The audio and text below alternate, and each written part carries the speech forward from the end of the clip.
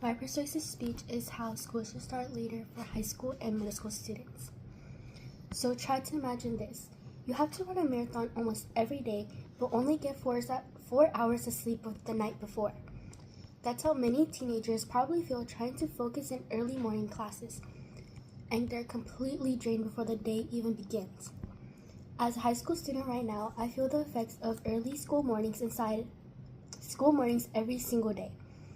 It's hard to process information, stay awake, or even stay in a good mood. And it turns out I'm not alone.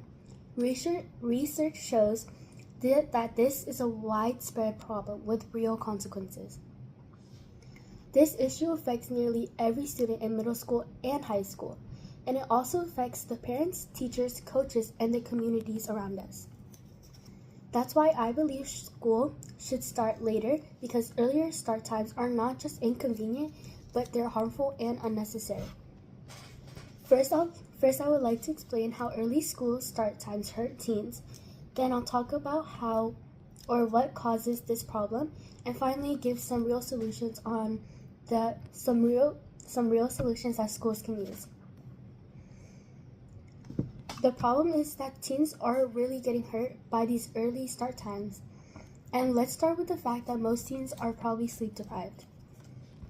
Only about 1 in 5 teens actually gets the recommended 8 to 10 hours of sleep each night.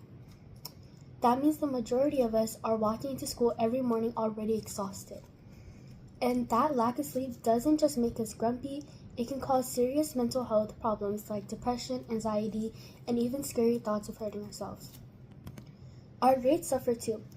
If you ever tried focusing on a math test after staying up too late, when we don't get enough sleep, our memory, focus, and test performance takes a big hit. But when school starts later, things improve. A study showed that teens at late start schools actually get higher GPAs. And it's not just about how we feel in class, but it's about our safety. Because some teens do not get enough sleep, they cause drowsy driving, which causes about 10,000 car crashes every year. And most of those crashes involve teens. And this isn't just about our grades and our academic life, but also about staying alive.